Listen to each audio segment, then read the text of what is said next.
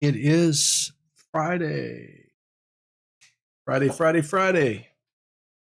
Tech Friday. Q&A Friday.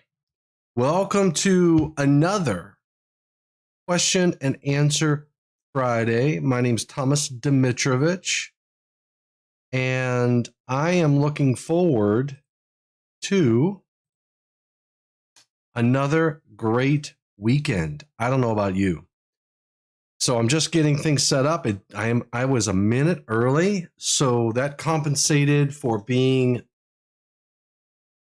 a few minutes late on yesterday afternoon.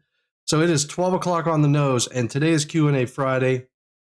So I wanted to cover a few, I think some decent questions regarding the National Electrical Code process. An interesting discussion came up on backfeeding circuit breakers. And hey, Gustavo, greetings, Costa Rica in the house. And the other question was, will my incident energy be greater if I update to the IEEE 1584 2018 version, or will it be less? And then the second part of that question was, do I have to update my studies to the 2018 version of 1584? So that is the discussion. Those are the questions today. And it just dawned on me that, oh, here we go. I'm going to want to get my code book because I know you, Gustavo has his. I'm sure he's got his 70E book and his National Electrical Code book. I've got my notes. I've got my glasses. So let's get this done. All right. So first off, I want to touch on, let's talk about backfeeding circuit breakers. I'll tell you why this question came up. The question came up because on the code making panel, my panel 4 this cycle made actually last cycle. You go to Article 705. 705 is interconnected systems, right? So Article 705, I think it's called interconnected electric power production sources. So you have multiple PV systems, you have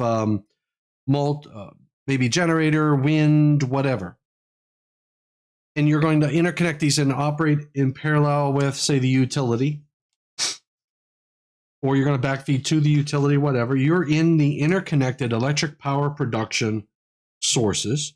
So there is a section in here, 705.12, load side source connection. So if I'm connecting not on the line side of the service, I'm connecting on the load side of the service.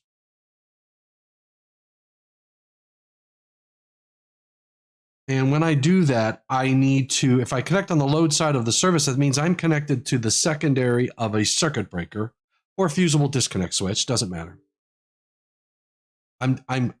I have to have something as my PV disconnect or whatnot. Hey, well, thank you, William. We're trying, brother. So when I connect to the load side of the overcurrent protective device, then I am going to be feeding through that protective device from the load to the line instead of from the line to the load. And this presents the challenge when we're dealing with photovoltaic systems and similar battery systems, any type of system that's feeding back into your power distribution system. You have those cases where a circuit breaker, whenever you turn it off in a panel board, so to speak, what we know as line to load as the normal power flow may not be the reality of that application, because I could have a PV system backfeeding into the system. So I'll tell you what panel 4 did in the 2020 code book. And I believe, yeah, I've got the 17 code book as well. And I want to do a comparison because this is a debate right now because I think that it's a concern. It's a safety issue, at least in my mind. I'd love to hear your opinion on it. But in 705, if you look at 705.12, load side source connections, 705.12 D, as in David, it's on page 618 of the 2020 version of the code book. It says suitable for backfeed. And I don't have a problem with the majority of it, except for the very last sentence. The first sentence says, fused disconnects, unless otherwise marked, shall be considered suitable for backfeed. I get it, unless otherwise marked. Circuit breakers not marked line and load shall be considered suitable for backfeed. I 100% agree with that. If it's not marked line and load, it is suitable for backfeed. Why? Because the standard tells me that if I don't mark it line and load, I have to go through additional tests. But if I do mark it line and load, I don't have to go through those additional tests. The last sentence of 705.12d says, circuit breakers marked line and load shall be considered suitable for backfeed or reverse current if specifically rated. And here's my problem with this. I got a problem on two accounts. Remember, I told you if I have a breaker that's marked line and load, I don't have to go through tests in the UL standard 489. But it doesn't prohibit me from going through those additional tests. It's just I don't have to. So you have no indication on that box when it's marked line and load. There is nothing in the UL standard for a marking requirement that says it went through the additional tests for reverse power feed. There's no additional markings that says you are permitted. And it says if specifically rated. Well, I would say rated and marked would be needed. So that's the first problem I have with it. And the second problem I have with it, it's marked line and load. If you see a circuit breaker marked line and load in the field, what do you anticipate? That the lugs next to where it says line are the line side, and the lugs next to where it says load are the load side. So you can't, if you turn it off, the anticipation is that that's true, but it's not true in a PV system because line would be what is marked as load, and load would be what's marked as line. So I think it's a safety concern from that perspective. Bill Snyder, we are having a debate on the reason 358.30C was removed because the CMP intent was short sections of raceway are considered to be securely fastened by the enclosure. Is there any truth to that? We're going to look into that one next. We'll take a look at that one. But I have an issue with this one now. The previous version of this bill on 705.12, if I go back to the 17 cycle, and I knew it was in here somewhere, and it was in, I believe, 690. I believe that I circled it, and yeah, there it is. I knew I circled it. It's funny as I can picture it, but I couldn't tell you what page. In the 17 code on page 563, we're in 690.13 PV system disconnecting means, and it says type of disconnect. The PV system disconnecting means shall be simultaneously disconnect the PV system conductors, blah, blah, blah, blah, blah. And it says that in number 2 says devices marked line and load. Devices marked with line and load shall not be permitted for backfeed or reverse current. So that was in the 17 code. They took it out of the 17 code. And in the 20 code, they made that change. I totally missed that. But I've had that question, and it just came up because now they're propagating it again in the 2023 cycle, and I missed it. I put a public comment in to remove that. to add the clarity to say, look, if it's marked line and load, you cannot use it through Backfeed. All you have to do is buy the breaker that's not marked line and load, then you're fine. We make product for that. But if it's marked line and load, you can't use it for Backfeed. I agreed with what was in the 17 code. I don't agree what was in the 20 code. I tried to change it in the 2023 code, and they rejected it. So I'm still having heartburn on this one. I think it's a safety issue, and I think it it'll cause some confusion. All right, so 358.30. 358.30. I cannot tell you I am familiar with 358.30, but I want to show you to answer this question. 358.30. And you said, oh, C. Okay, so they removed it in the 20 code. Let me look at what it said in the 17 code. 358.30. Only because you're near me. 358.30. 358? Hey, LinkedIn user, thank you. 358.30. 358.56, 358.30, A and B. Whoa, when did it come out, Bill? I'm going to go back to the 14 code, but it wasn't in the 17 code either. I've got an A and a B. 358.30. Oh, I'm going back in time, brother. All right, 358.30A. We're having a debate on the reason 358.30C was removed.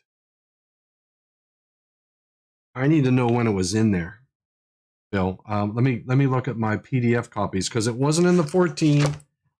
It wasn't in the 17. It's definitely not in the 20. And I've got digital copies of the others. So 358.30. So I did this. Let me check the 11. 358.30. Oh, it was removed in 2008. Well, let me show you what we do. This is how we do it. So for those of you who aren't familiar on how would you investigate this, here's how I would investigate this. I would do this. I would go to nfpa.org. I would go to the 2008 edition, since it was moved 3 years later for two reasons. CMPA changed my proposal to limit unsupported raceways. So I'm going to select to 2008. And we're going to go to, we're going to see if it was in the first draft. So I'm going to do a view.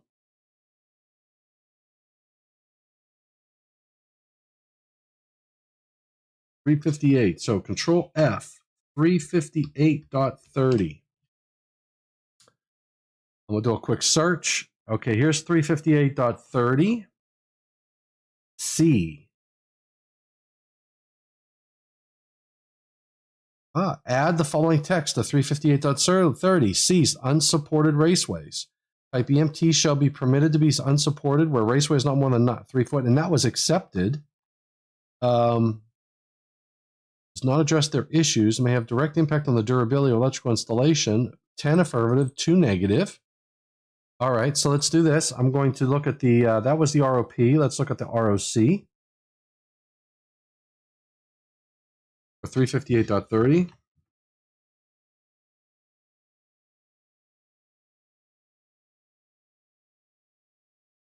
And this was accepted. So 358.30 didn't come out in the 2008. 358.30. I'm going to see if it's in the 2008 code, because I have a feeling that it's in there. 358.30.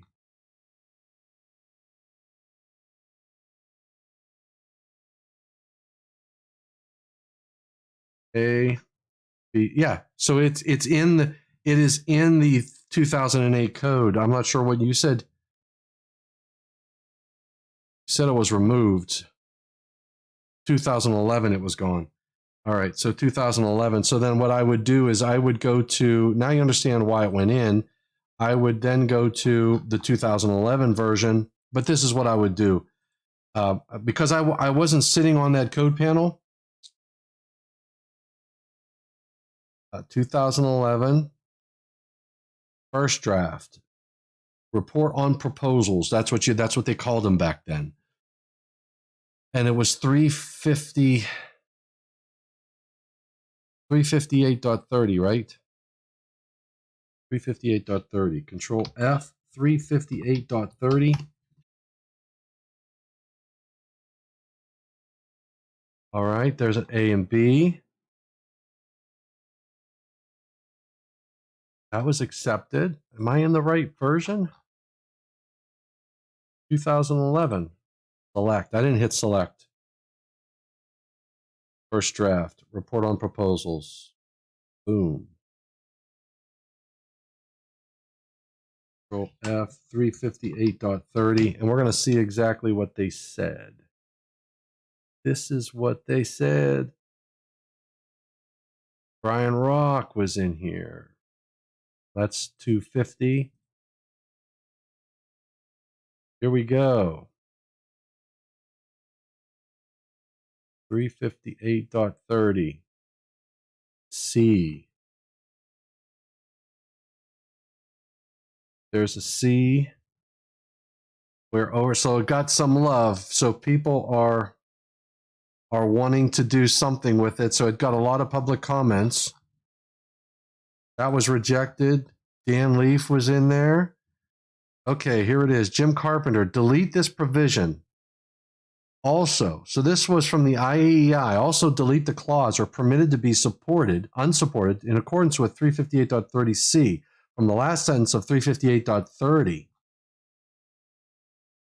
The concept of a special support rule for short lengths of raceway run between enclosures of various sorts was added to the 2000 NEC for the first time in the history of the NEC with negligible technical substantiation and no evidence of loss experience, and remains at variance from routine trade practice. The existence of a coupling now immediately provokes a support requirement even on a 6-inch and 4-inch long heavy wall, 4 trade size steel nipples put together to make 11-inch. So there's your answer.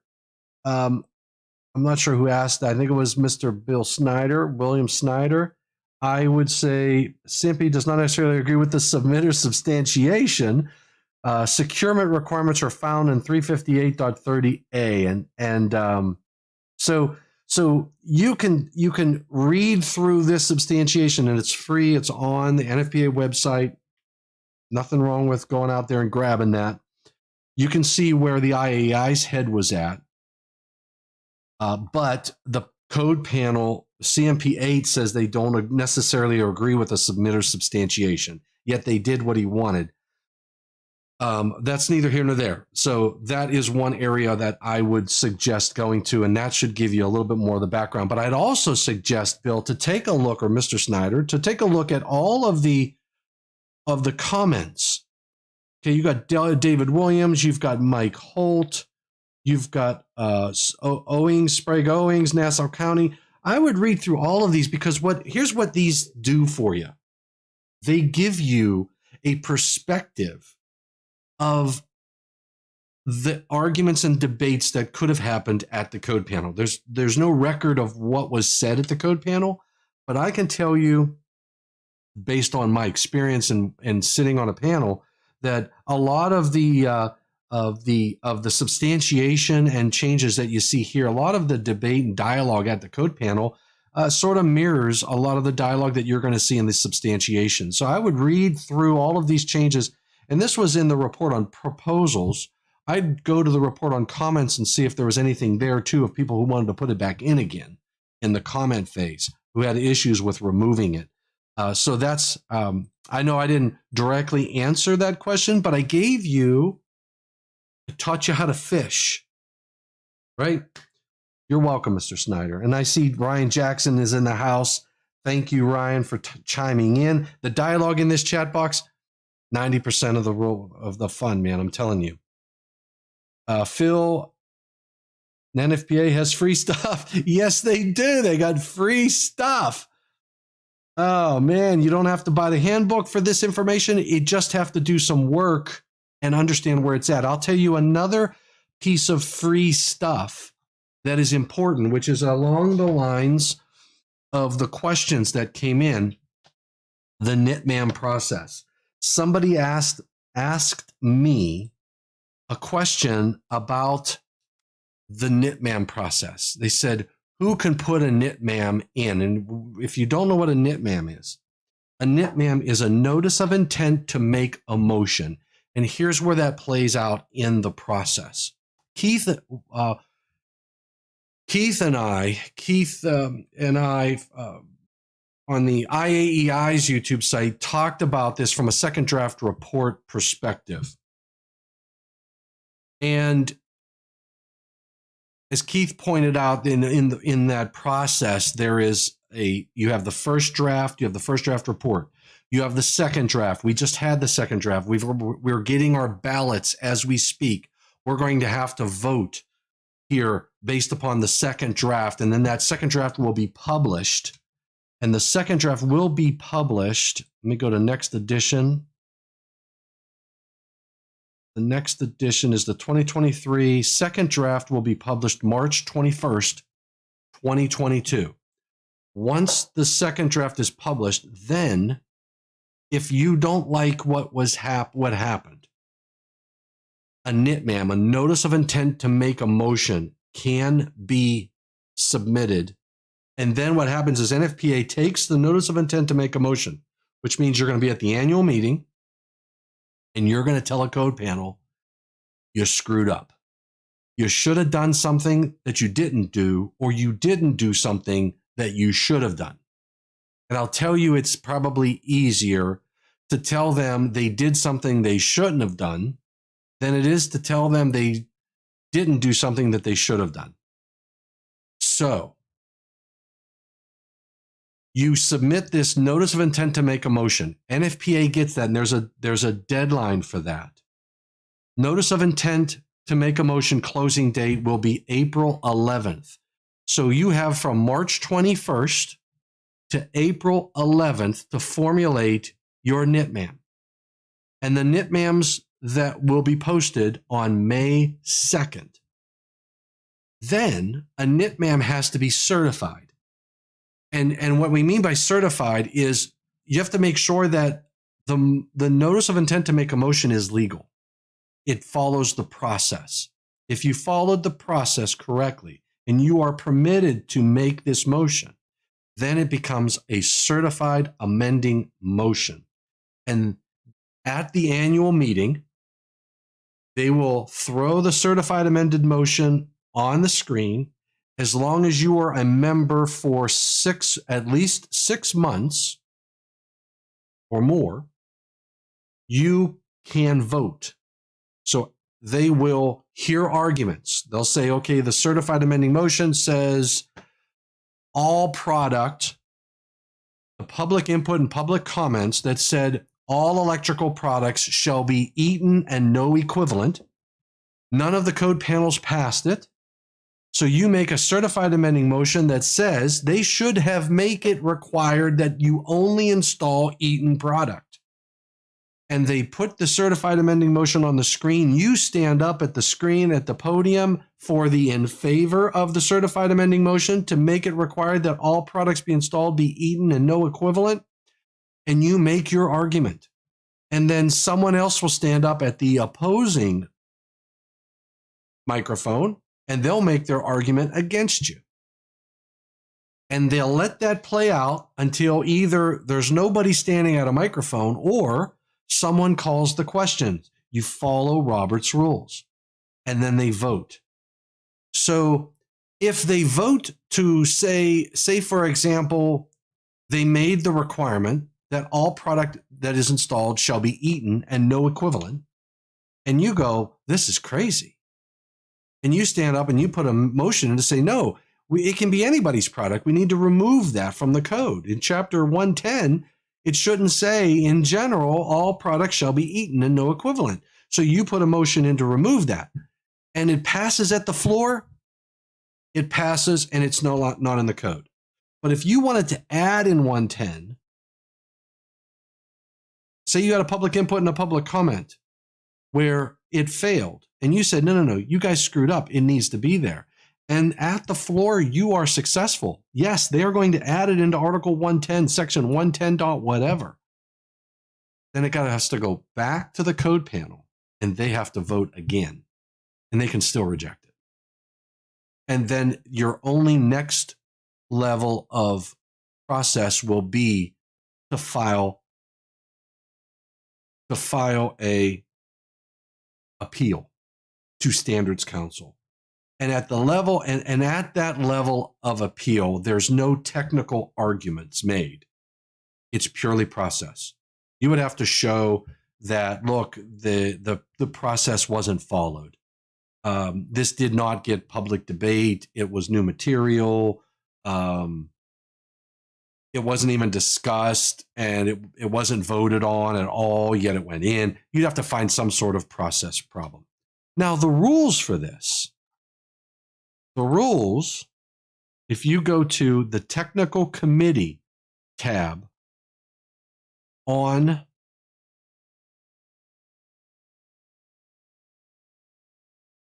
hold on, I'm looking for it. I know it's in here. Hold on. I think it's the Technical Committee tab.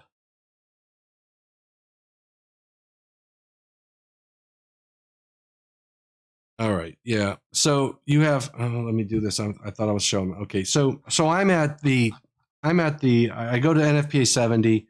I'm at the Technical Committee. I scroll down. There's my committee responsibility scopes. There's my guideline and classifications. I'll show you what that is. This just tells you how many manufacturers, users, and what categories are there. And if you keep scrolling, you'll see there are general committee member information, standards development process, regulations and forms, technical. So I think it's this one. It's one of these. Public inputs, public comments, NFPA technical, Standards Council actions. There's your process overview, your standards process. I don't think it's this one. Nope. Regulations, policies, and forms. Let's try this one. It's one of these. Regulations governing development of standards. Let's take a look at that. All right, so regulations governing standards, and if I do Control F, NITMAM, notice of intent to make a motion. I don't know how to get me out of here. Let's do this.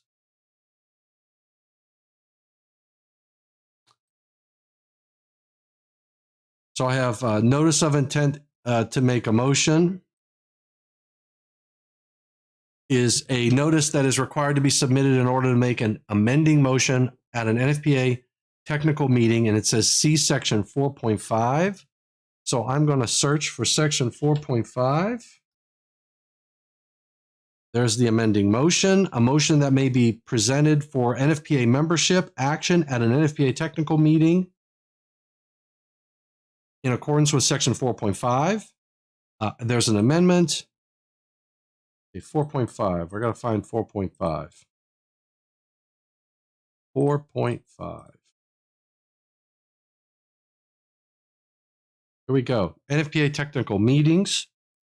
There's all of my content, my technical committees. There's a table in here somewhere.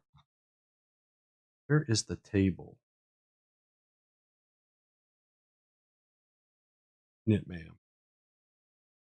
In order to make any amending motion permitted by 4536 of an NFPA at an NFPA technical meeting, the intending maker of the motion must file a notice of intent to make a motion, or a NITMAM, in accordance with this section and comply with the sign-in requirement for certified motions prior to the NFPA technical meeting in accordance with section 2.7 of the convention rules.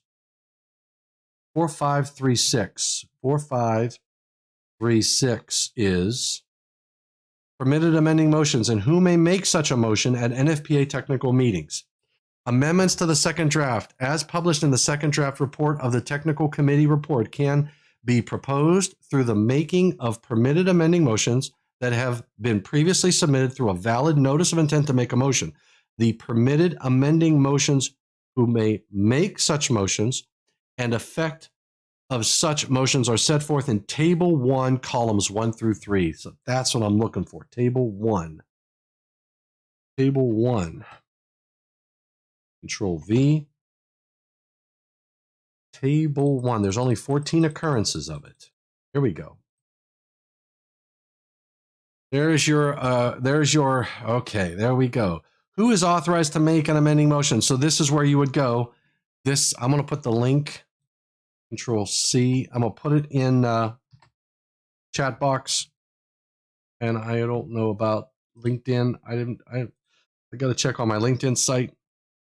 But it says, motion to accept a public comment. The submitter of the public comment, see also for, in the case of a committee, submitted comment. Motion to accept an identifiable part of a public comment, submitter of the public comment. Motion to accept a committee comment, anybody can submit that, NIPMAM. Motion to accept an identifiable part of a committee comment, anybody can make that motion. Motion to reject a second revision, anyone. Motion to reject an identifiable part of a second revision, anyone. Motion to reject a second revision and any related portions of first revisions and first correlating revisions, anyone. So you could go down through all of these different scenarios to determine who can make a notice of intent to make a motion. So it's in many cases not just anybody. So Kyle Milan, thank you for joining in on LinkedIn. So that's how I would answer that question, would be to go to, and I showed you, you can follow this and find that document. I put the link, I'm going to put the link to regulations for NFPA, and I'm going to put that in my chat out there on LinkedIn as well. So that's basically my guidance that I would give you on to answer that question. So it's 1232. Okay, so NIPMAM process, it's all in the document that's titled,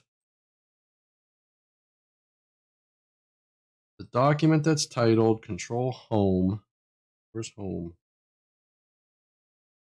Regulations governing the development of NFPA standards. You can find that on the website, and yes, it's free. Okay, so the third question I got, will my incident energy be greater if I update my studies to IEEE 1584 2018 version? And do I have to update to the 2018 version? All right, so my comment on that, what are the changes in 1584 that are of significant impact? IEEE 1584 in the 2018 version did additional tests. And what they learned was that the configuration of the bus makes a difference.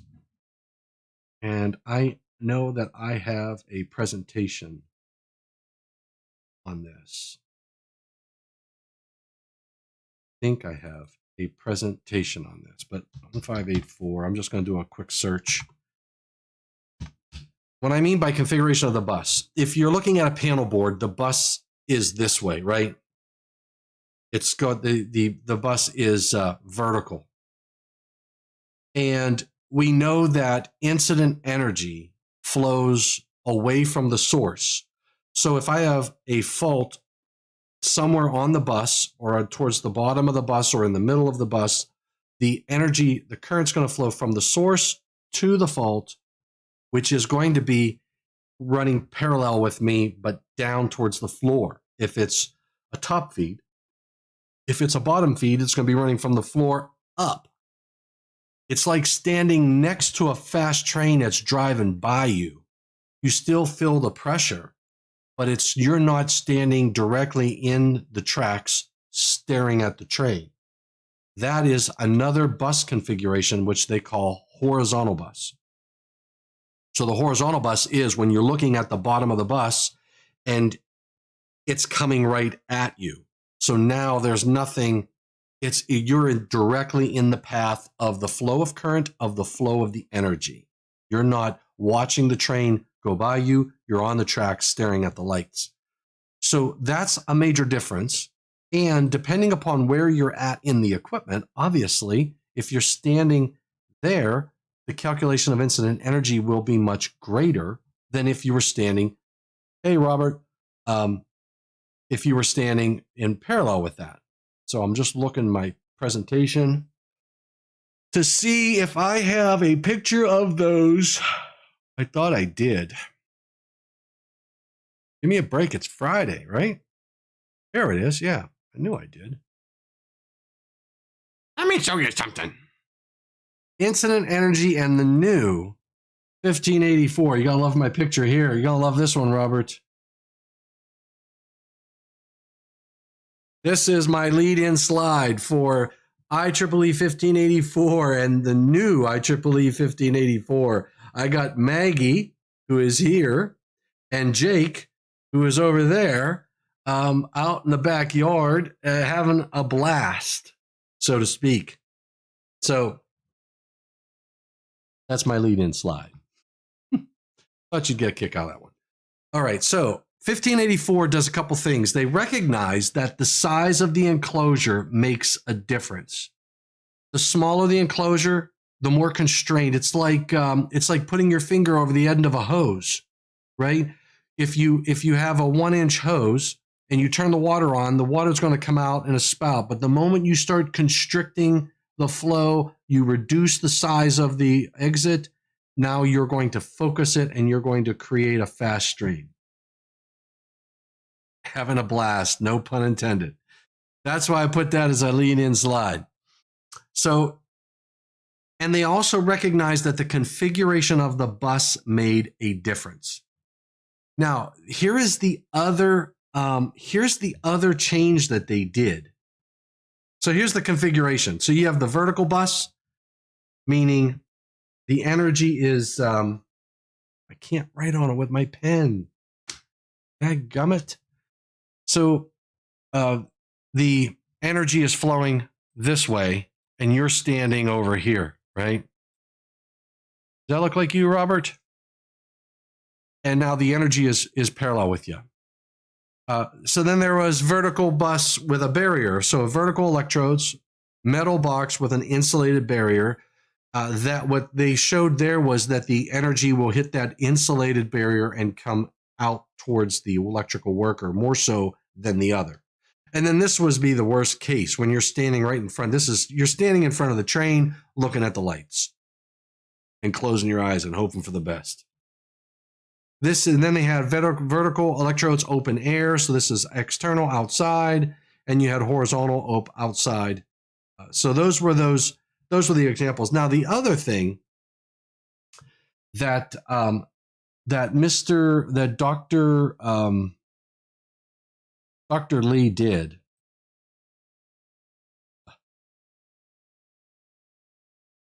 I don't know. One of these, I don't want subtitles. What do I want subtitles for? See, this is when I need Ryan Jackson.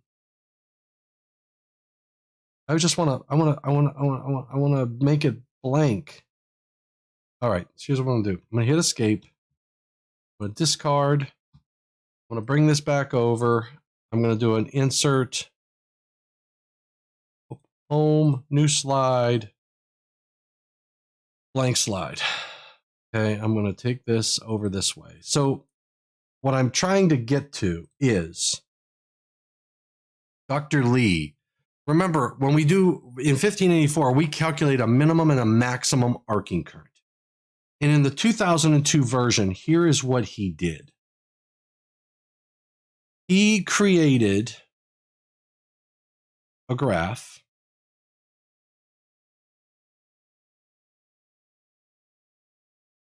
layout, format background.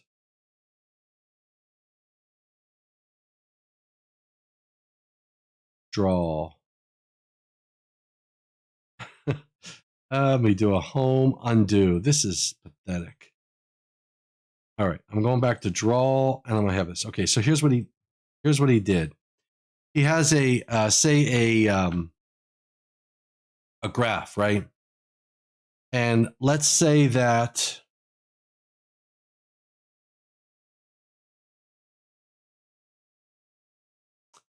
he across the bottom is I bolted fault. And up the side is I arc fault. And what he does for a given value of bolted fault current value, he will, we just shot over and over and over in the Busman Labs down in St. Louis. We're good, Ryan. I couldn't figure out how to get out of a mode in PowerPoint. So he would shoot and come up with data points for the arcing current. Because remember, not two arcs are the same. So for every value of bolted fault current value, he would get multiple values of arcing currents. And then he would raise the bolted fault current value and he would get data points. Okay, a bunch of data points. Then he would raise the bolted fault current value and he would get data points at that arcing flow. Then what he did was he drew a line across the top. And as engineers, you know what we do, mathematicians, we come up with an equation with parameters that'll give me that line as a result. Now, in the 2002 version, what he did was he just said, look, I'm going to take 85% of that line and I'm going to produce another one.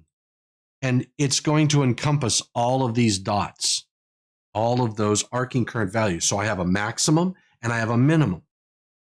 Now, the 85% was arbitrary to a point where he just matched the same slope, but he realized on some of the arcing currents, there was a considerable amount of space between the lowest arcing current at different values of bolted fault current than the lowest arcing current at, say, other values of arcing current. So you might say this set of data is really close to the maximum and minimum lines, but this set of data and this set of data wasn't. But he said, you know what? It's conservative. I have my lower arcing currents will give me a longer clearing time. That will produce a higher incident energy. It's conservative. You're going to be a little overdressed for the scenario because with a higher arcing current, it will go faster. And so I'll have a lower incident energy. Well, with the more data that he had, he decided to scrap the idea of, so he said, I'm going to scrap this idea of this bottom line just being 85%. And he decided to make and draw the line that hugged that bottom data point. And he created an equation for the lower arcing current. So in the 2018 version, I still calculate two values of arcing current, but the lower arcing current is no longer just a flat 85%. It's an actual calculated value, which if you look at your numbers for IEEE 1584 calculations of arcing currents, your lower arcing current will be higher than it used to be. That is a good thing. And I said it over and over and over. And if you were watching my channel yesterday, we had this discussion with Derek Vixtel. I think that's when I really got into it more in depth. You want to feed the beast. Not me. Feed the beast. You want to feed the overcurrent protective device. You want it working for you. So the more current you give it, the faster it clears, the lower the energy. You don't want a current in the long time region or a short time delay region that has a long delay. You want those currents in the instantaneous region, in the arc reduction maintenance mode region, in the zone selective interlocking pickup region. And you get that by getting more current. So he better represents the lower arcing current. So to answer this question of will my incident energy be greater or lower if I update to the 2018, my argument could be it may be both. It could be either. Can't be both at the same time. It could go up. It could go down. What I've experienced is my energy across the board. I'm dealing a lot with panel boards, and panel boards are vertical bus construction. Those panel board calculations have gone down in incident energy. Why? Because my arcing currents are higher. My lower arcing currents are higher. I have a better chance of being in the instantaneous region or in a faster portion of the clearing time. So my incident energy values are going to be lower. When you get to switch gear and switchboards, motor control centers, that's an area where it's left for debate, because now I'm dealing with, am I staring at the train or am I watching the train go by? If I'm looking at a horizontal bus, yes, it will increase your incident energy. The question becomes to the engineer, how do you address that? Do you put in a different value on different portions of the cubicles because you're not standing in front? If I open up a compartment and all of the bus is vertical to me and I'm not directly looking at it, then I don't have a horizontal bus configuration. But what we don't do on this equipment is label every different compartment different numbers. So what do they typically do is they take the worst case for the entire assembly, because they don't know where you're going to enter, how you're going to enter some of that equipment, and they'll label it with the worst case. And I'd love to know what some of the engineers, please comment down below or send me a note, send me an email. Let me know how you handle low voltage assemblies, motor control centers. If you're in the power systems analysis world and you do arc flash studies today, and you've reviewed the 2018 version of 1584, how are you labeling your equipment? Do you label it with the worst case for the entire big gray box, or do you look at labeling different compartments with different values? Panel boards, across the board. Now, the other thing with panel boards, it's going to be vertical bus, and your numbers, in general, what I've seen is my numbers go down. Again, primarily because that lower arcing current is higher, and I have a faster clearing time. So now the other question that he had was, do I have to update to the 2018 version? And really, that's your call. I don't know that I can give you an answer to that. I have an opinion. In my opinion. Now, what they'll reference is 70E says, I've heard, and this is where the debate goes. The debate will be that, look, they'll tell you in here that in 130.5G, as in George, or in G, your hair spell's terrific. It says the incident energy analysis shall be updated when changes occur in the electrical distribution system that could affect the results of the analysis. The incident energy analysis shall also be reviewed for accuracy at intervals not to exceed 5 years. So the question is, I come out with the 2018 version of 1584, and all of my labels are based on the 2002 version. Are all of my labels no longer valid? And do I immediately have to go and update all of my labels to the 2018 version? Well, if I read 70E, remember this is, and we had this discussion too, right, Ryan, yesterday, that 70E is one of those documents that it's the recipe. This is sort of your guide.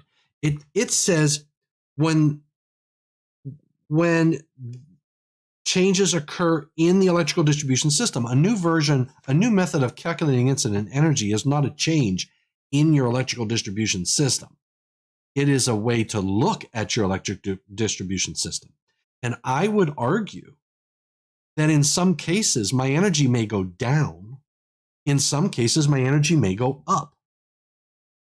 So for the cases where my energy actually would go down, I would say I'm conservative. So if I'm looking at panel boards and things like that, I would say I'm probably conservative in my numbers. But on my low voltage assemblies, my switch gears, switchboards, motor control centers, I could say I could possibly have a higher number. So then the question is, do you have to update it because the analysis method changed? Now, if I look in the annex, because this was a debate during the 70E discussion. And so one of the discussion points was, do they only reference the 2018 version?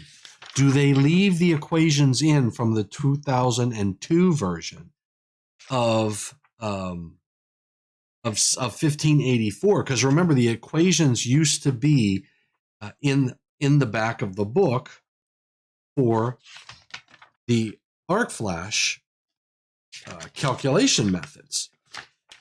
And man, for the life of me, I can't remember the annex number. Now remember, annex material is not enforceable, right? I think it's K. K is in my head. There's a D. Annex D. Annex D is incident energy and arc flash boundary calculation methods. So they got the Ralph Lee method in here.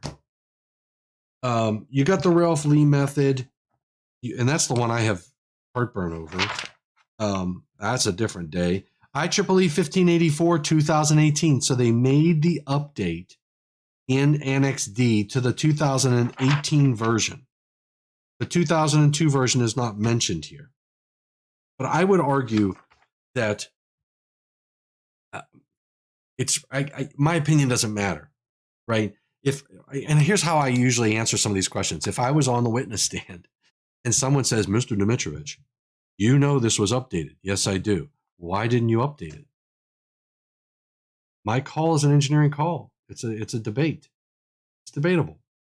I could argue that, but normally you always lead with, in my experience.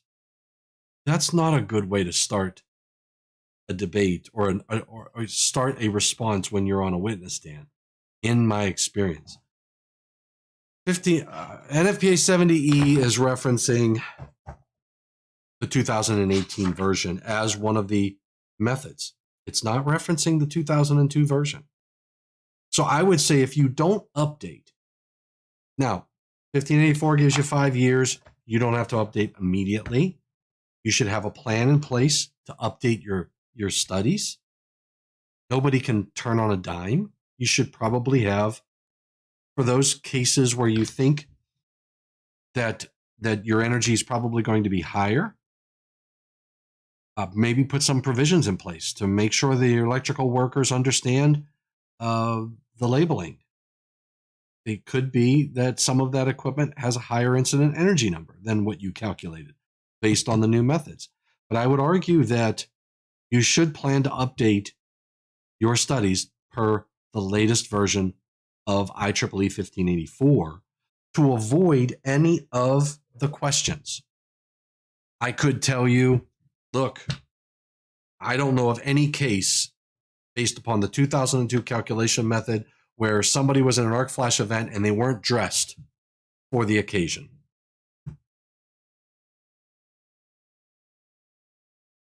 But again, in my experience, and that's not a really good place to be.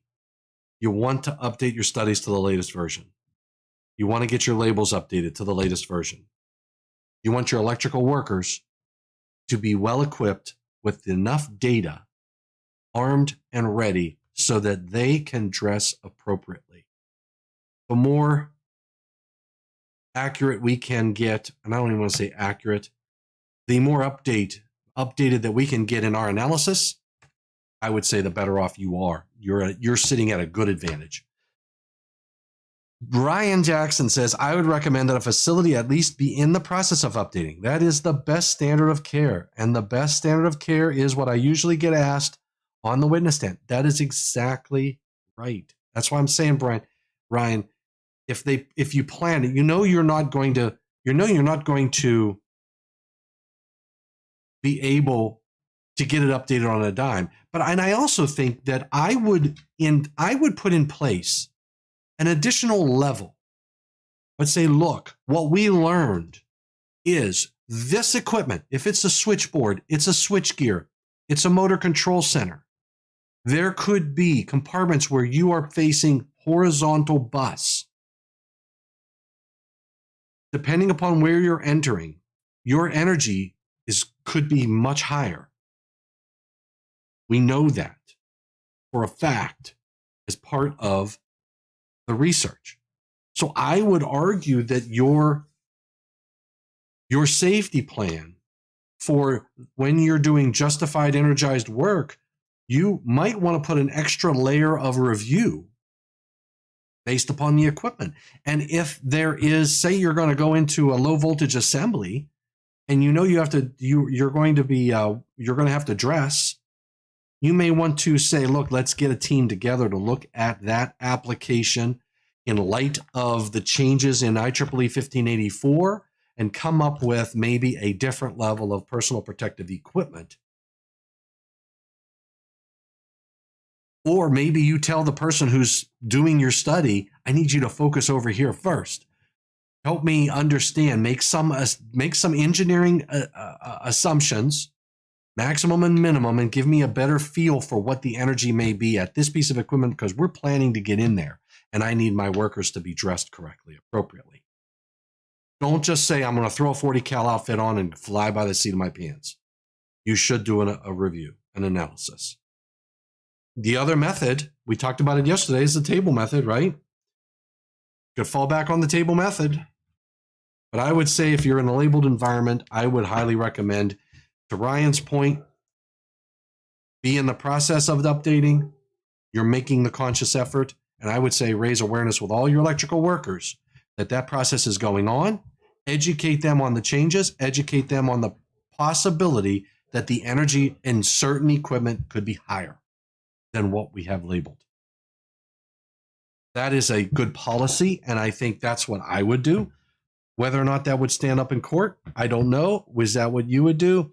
And Ryan says, add a question on your energized work permit. Has the label been updated to the newest version? There you go. That's right. You could do that. I would agree with that, Ryan.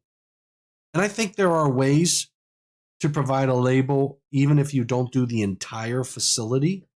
There are ways that you can do some modeling, make some conservative assumptions, and come up with a different label. That's my story, and I'm sticking to it. And it is 12:58. And those were the three major questions that I had. We fielded one more. We gave some guidance, taught you how to fish when it comes to finding answers on NFPA's website with regard to some history. We also talked a little bit about the NITMAN process. And remember, if you're not an IAEI member, I'm encouraging you to join. If you're not following the IAEI's YouTube channel, you need to get over there. We're going to be doing a lot more with regard to online information and sharing of information and education. So please get over there to the IAEI's YouTube site. If you're not connected with them on Facebook or LinkedIn, get connected in those areas as well. All right, that's all I got today. Ryan Jackson and Robert from Omaha and William Snyder. Phil, thank you for joining in. Thanks for all that you, Gustavo, and crew do for the electrical industry and electrical safety. I hope you guys have a great weekend. Next week, I'm going to plan a Tech Tuesday. I'm going to plan a Tech Thursday, 5:00 p.m. I think I might do what I did. I got to look at my schedule, but I think I might do what I did yesterday and split it between a 1 hour noon and a 1 hour at 5. I sort of like that part 1, part 2 concept. Stay tuned for that. Oh no, Tuesday. Can't do Tuesday. Tuesday is IAEI News Live. So that ought to be a good one. You got to check that one out too. Make sure you get out there to the IAEI News Live event next Tuesday. Thanks everybody. Thanks Robert and Ryan. Thanks for spending your lunch with me. All right, Phil. Thank you very much. Take care. Remember, stay safe, and please stay healthy.